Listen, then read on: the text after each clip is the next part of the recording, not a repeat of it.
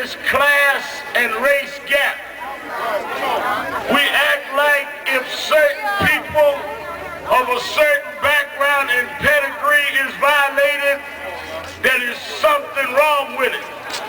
But if one of our young brothers, who you may see of a different pedigree, then there's something all right with it. But I come to tell you tonight, it doesn't matter what the class or the pedigree, police do not have the right to be the judge and the jury and the decider of people's lives nowhere in this country.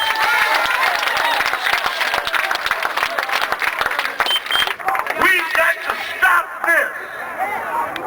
Trying people that can't defend themselves. The issue is not this young man's background. His rap sheet wasn't on his forehead or his back. The issue is why he was shot and why he was dead and what they're going to do about it. And if they don't, we're going to fight and make sure they understand the value of lives in our community. We love our children on the west side, just like you love them on the north side. And if you can walk and respect thugs and gangsters all on the north side, you're going to learn how to respect us on every side of town. They say to me, Reverend, the police are afraid. Well, in this Al Capone town, they didn't shoot gangsters in the back. So what makes you think you got the right to shoot these kids in the back and we're not going to come out and express our outrage? They tell me they've been shooting people almost one a month. More than that. Now you cannot believe that all of these cases are justified. How many people have got to be killed before you have an independent prosecutor? How many people got to be killed before you have the people entrusted with a civilian review that has teeth and that matter?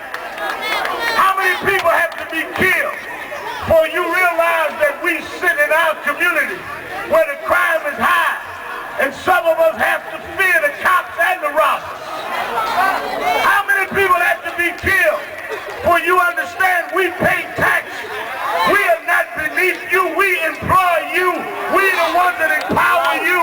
You're supposed to serve us. We are not anti-police. We don't want the police anti-us. So this is an issue that we must stand together and fight. Now I've said to Reverend Jake and Brother Wallace and all of those that stand here, Gator Brand and all of us, the only way that I've experienced that we've gotten justice in these cases is when we're prepared for the long haul. And we need a protracted struggle. It may mean going downtown every day. It may mean a huge march downtown to let this city know we're serious. It may mean some nonviolent civil disobedience. It may mean whatever it takes. But if this keeps going on now 2 in 1 weekend, and they act like we are being in some way provocative to ask the question, you got 2 people dead in 1 weekend, and we're supposed to not question what is going on? And all of us that raise the question, we causing trouble. Like going to funerals ain't trouble for us. Like broken-hearted mothers ain't trouble for us. Like having to explain to these young kids in the street why the law doesn't work for them ain't trouble for us. We need to stop making excuses, and we need to have one standard of justice for everybody in this town.